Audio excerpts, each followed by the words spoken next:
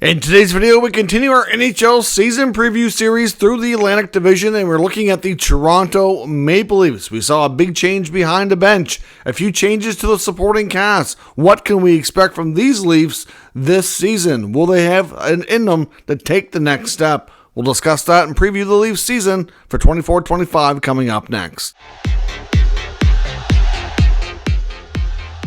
So welcome back to another video here at Top Shelf Hockey. As I mentioned, we have another season preview to do today. We're looking at the Toronto Maple Leafs as we work our way through the teams in the Atlantic Division. Of course, prior to this video, we've already completed the season previews on teams like the Montreal Canadiens, the Detroit Red Wings, Buffalo Sabres, Ottawa Senators, Boston Bruins, and the Florida Panthers. So we have Toronto and then Tampa to complete this division.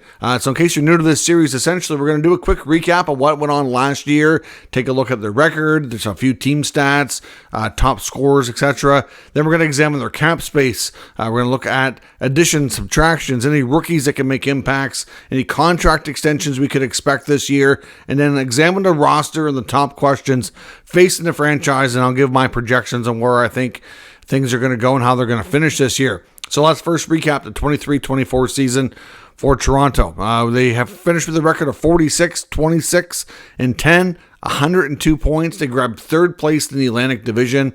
They scored 303 goals, which was second best in the league. Never an issue in Toronto scoring goals usually. 263 goals against, which wasn't great, but it wasn't terrible. Still gives them a pretty good goal differential, but they still need to keep the puck out of their net more than they did if they want to be an elite team and contend for like Stanley Cup. That was only 19th best in the NHL. Power play was pretty solid at 24%, 7th best in the league. The PK, 76.9, 23rd best. The power play, however, for some reason tends to struggle in the playoffs. Regular season power play and playoff power play have not been able to be quite duplicated at the same level. Of course, after this season, we saw a change in head coach. Sheldon Keefe was ultimately let go, and they hired Craig Berube, the Stanley Cup winning coach, the former bench boss of the St. Louis Blues. Of course, he's worked with a few other teams too, but most recently in St. Louis, where he went on a run, an impeccable run, actually, taking over mid-season. The team was near dead last of the NHL, and they came all the way back, get into the playoffs, and went on an incredible run, largely on the back of Jordan Binnington's incredible goaltending performance, but there are lots of other pieces that contributed too, but that was certainly the biggest story, I think, of their run was Binnington's run between the pipes. But Berube brings an intensity, he brings a pedigree of winning the Stanley Cup. He was an intense, scary kind of player himself in his playing days. Has over 1,000 games behind him on the ice, and of course lots behind the bench now. Berube should, if there's anybody I think that can maybe try to push this team to bring out a different level, I would think that he very likely could be that guy. Now, whether or not he can do it or these players have that gear, time will tell. But I do think he was an excellent choice to make that attempt at the very least. Their top scorers from last year, we saw Austin Matthews hit 69 goals, 107 points. He just missed hitting 70. Willie Nylander also had a career year. Of course, got his big contract extension early in the season. Matthews, of course, signed before the season started, whereas Nylander got his during the season, hit 40 goals, 98 points. Mitch Marner had 85 points. Then we had a big drop-off from there. John Tavares, 65 points.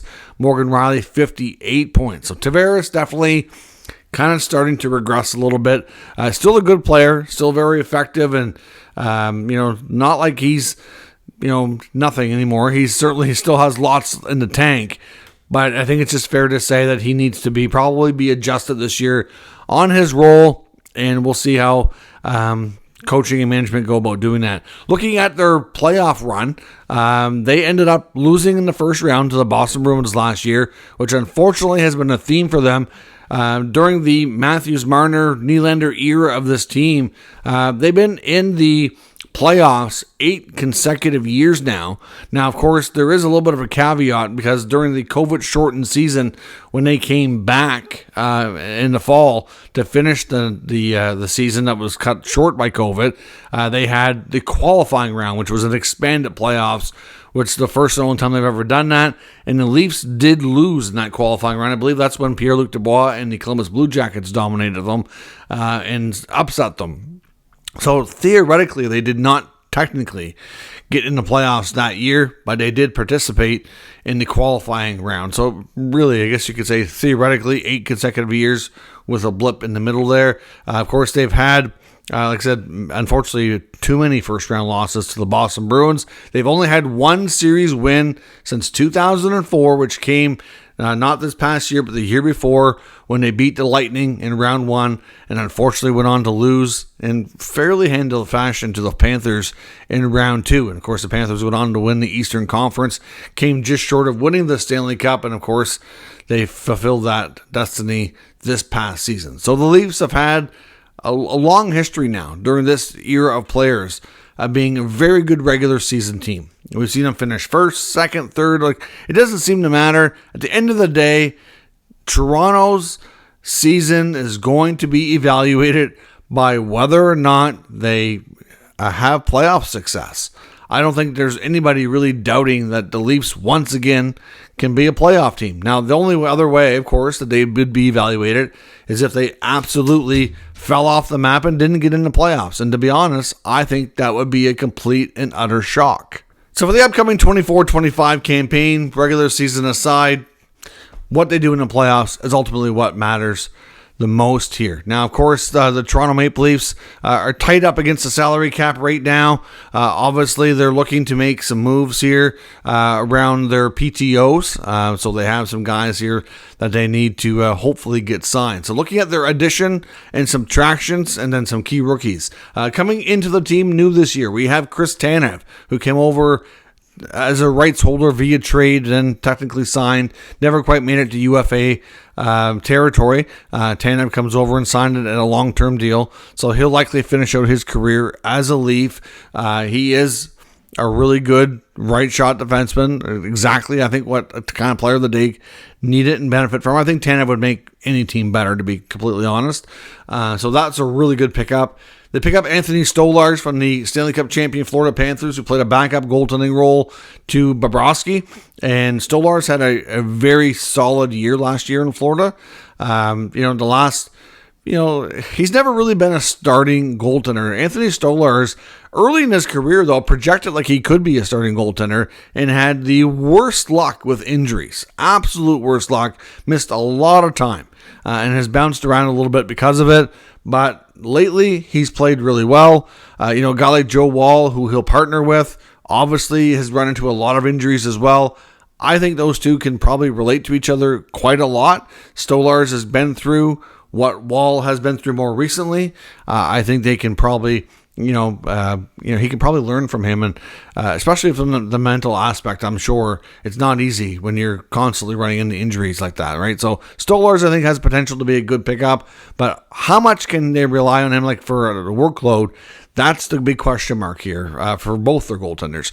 Yanni Hakanpää, finally signings made official, signs a 1-year deal. Certainly had a lot of concerns about the knees, which is why he was so long in getting this deal made official.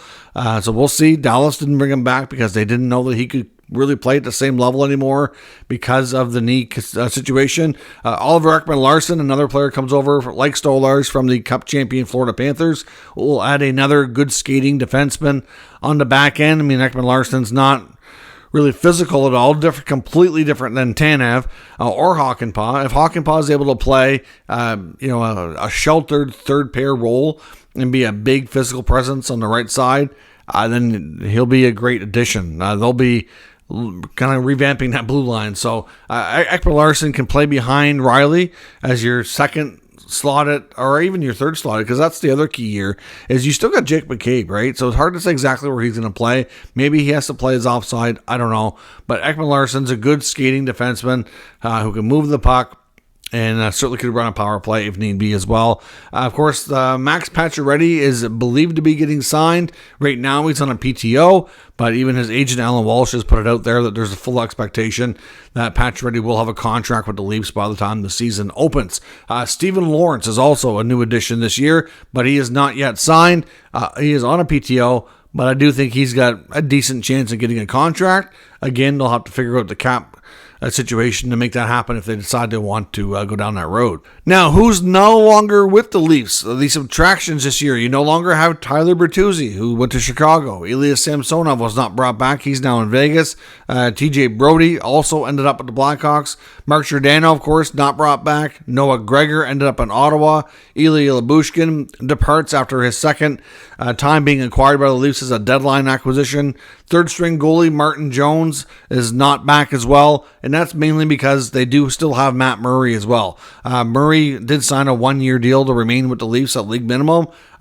He's probably going to be the third string guy, but there's a lot of people saying after the major hip surgery he went through and all the rehab last year that he actually looks pretty decent. So, he'll be in camp battling Wall and Stolarz. You never know. You just never know what can happen with Murray, but it explains why Jones was not brought back. Joel Edmondson and William Lagesson, who were picked up later in the year, not brought back as well. Rookies who could have an impact on this franchise. I do think Easton Cowan, he does stand a decent chance to maybe make this team out of camp and maybe make some difficult decisions for the Toronto Maple Leafs. He's come a long way since being drafted. I don't know that he sticks and plays the full year, but it wouldn't be surprising if he does, get a shot out of camp and at least get that short window of games before they have to send him back. I wouldn't be surprised.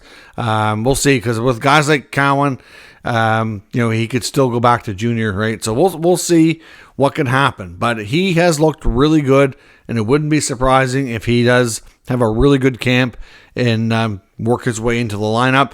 There's also Fraser Mitten and Alex Steeves that I wouldn't be surprised either. I think there's hard to say what the likely. I think Steeves probably goes to the Marlies, but will be a call-up option. As far as Mitten goes, I don't know what his odds are out of camp. We'll have to see how things go. But again, I think Cowan and Mitten are by far the organization's top two prospects, and I do think that there's a possibility at the very least that they do find a way to have an impact this year. As far as guys that are needing new contracts, pending unrestricted or restricted free agents of contracts we could see throughout the year, there's some big ones. We've got Mitch Marner, John Tavares, Jake McCabe, and Yanni Hakanpää, who signed a 1-year deal. So Hakanpää, I don't think will be extended during the year. The earliest would be January, and really, I think given his health and everything, I would imagine that's going to be evaluated in the end of the year. Jake McCabe, there is mutual interest to extend, and there has been some reports that they've already been working on it. Wouldn't be complete shock if they get it done throughout the course of training camp or early in the season. We'll see. John Tavares and Mitch Marner are going to be two extremely interesting stories to follow this year. I don't know that it's likely that we're going to get an extension on either one before the end of the season, but it is always possible. You just never know. John Tavares coming off an 11-year contract, 7 years. I can't believe that deal's almost expired. It feels like it wasn't that long ago when he kind of shocked everybody and signed with his hometown Leafs at that kind of money. I remember Leaf fans rejoicing like it was the best day on Christmas, and well, here we are, almost over with. But does either one of them return? Is a big question. I do think Marner has a better chance of coming back just because he's a lot younger and he's Mitch Marner. He's a heck of a hockey player. I've said it before. I understand that there was a lot of debate about trading Mitch Marner this year, and I do think that the team really did look at it. I don't know that they really ever got serious about it. I don't know that they really ever had any conversations where it was ever close, but I do think they want to wait and hold off, and I think his playoff performance is going to likely be what decides his future.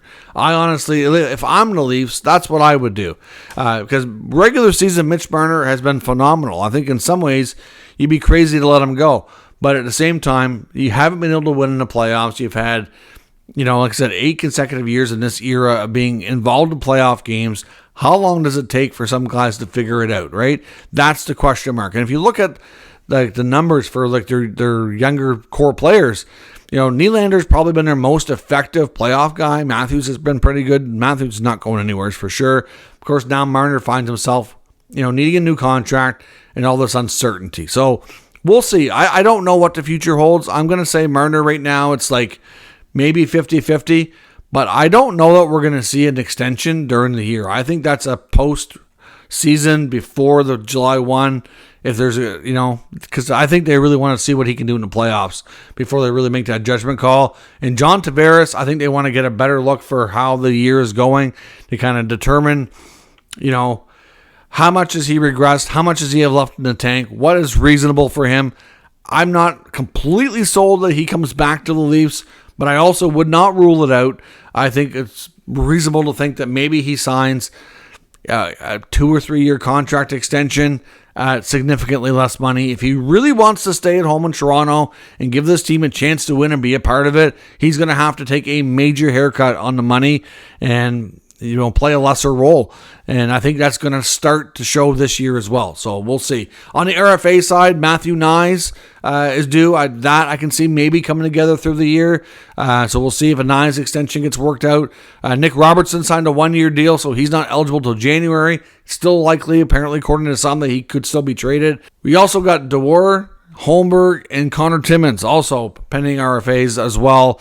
Hard to say. I don't know that we're going to see any extensions on any of those guys unless they really kind of break through and they want to get ahead of it. Otherwise, I think they'll all be handled later in the year. And I think Connor Timmins also is a prime trade candidate to free up some space. If they want to sign Pacioretty and Steven Lorentz, they're going to need room. And Timmins is a prime candidate as a cap casualty, you could say, to make that happen. Looking at the roster, you've got Joseph Woll, Anthony Stolarz, and Matt Murray are your 3 goaltenders. We'll see if Murray is any better than he's been in recent years after the hip procedure. I know it's been a lot for him, but can he battle those guys for playing time? It's going to be the big question mark. And, will he have to go on waivers? If not, we'll have to wait and see. On the blue line, you got Chris Tanev. Morgan Riley is likely going to be your top pair. Then in your second pair, it's hard to say exactly how they're going to do it, but it could be Ekman Larson and McCabe with one of them playing their offside. And then you've got Benoit, Liljegren, and Hakanpää. I don't know that Hakanpää with his knee is going to be a full-timer. Wouldn't be shocked if he and Liljegren maybe are rotated or something. Liljegren's also a trade candidate. Hard to say how things go. Timmins would be your number 8 defenseman if he remains with the organization. But those are your main 70 that you're going to see. Hard to exactly say how they're going to do the pairs and who might not be in. But I think Hakanpää is going to be more of a load management or whatever you want to call it. I don't see him playing all 82 games. I think they'll use him more in certain situations. Maybe 40, 50 games would be what to expect out of him. Up front, of course, you're led by Austin Matthews, William Nylander, and Mitch Marner up front. Max Domi's back. Of course, Domi stayed. Bertuzzi left. You got John Tavares. Then you got an open spot in your top 6. And is that going to be grabbed by Bobby McMahon? Is it going to be Max Pacioretty who might get signed? Is it going to be Nyes, Robertson? Is Nylander going to play the second-line center role? That's another big question mark, too, because that could drop John Tavares either to the wing or to 3C, and that could give you a complete different dynamic there. And I do think that Berube, with encouragement from Trey Living, is going to try Nylander at center again. So we'll see. But Matthews, Domi, Marner, Nylander, Tavares, McMahon, Nyes, Robertson, Calle Järnkrok, David Kampf, Connor Dufour, and Ryan Reeves are going to be your 12 forwards to start. Pacioretty, Holmberg's in there. So you got about 14, and then if Lawrence signs, there's 15. So, yes, there's bound to be a few guys that they either move out, like I said, on Timmins being one. There's going to be, I wouldn't be shocked if either like a Järnkrok or a Kampf, one of those guys maybe gets moved, but Järnkrok being more likely. There's still some rumblings about Robertson. 1 or 2 guys in the forward group is either going to be traded or lost in the waivers, and then you move Timmins probably either through waivers or trade and create some space. So, yeah, the big questions for me is how you're going to do your centerman. Is it going to be Matthews, Nylander, Tavares, and then maybe Kampf in the 4C? That's a possibility. They're going to move Tavares to the wing. That's a possibility. Are we going to see extensions for Marner or Tavares? That's the big question. I'm going to say probably not, that it's at the end, but we'll see. Goaltending, all 3 guys have health issues in the past, right? They've all got injury histories and missing extended periods of time. Stolarz has been better as of late. But none of these guys, in recent years at least, it's been a long time since Matt Murray carried a big workload. Stolarz and Woll have never done it. So for me, the big question mark on the level of success for this team is going to be between the pipes. Because there's just that element of unknown. There's lots of talent, but can they all stay healthy? Is there going to be injuries? Who's going to run with the ball? That's going to be the big question for me, and to determine, how well this team plays. They're better defensively, I think, and they were already pretty good defensively before.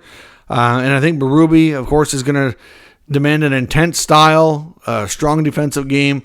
So I really think the Leafs, my projection for them is they're my pick to win the Atlantic Division. At worst, second place. But again, none of that is going to matter if they can't win at least 1 or 2 rounds in the playoffs. They have to get over the hump and get at least 1, preferably 2 or 3 rounds of victory to really say we've taken a big step and we're a legitimate cup contender. We've been hearing a lot about cup contender, Maple Leafs in the same sentence for a long time, and it really has not come to be results-wise. They look like it on paper, and they have for an extended time. It's time to get it done, though. So let me know what you think, your expectations for the Leafs this regular season. They certainly have a different look to them for sure, different coach. Is it going to be enough? The playoff success ultimately will be what determines everything. So let me know what you think in the comments, and we'll discuss further. If you're new to the channel, make sure you subscribe and stick around. We'll keep you up to date with the latest news, rumors, and analysis of all 32 NHL teams. Thanks for watching. I'll catch you next time.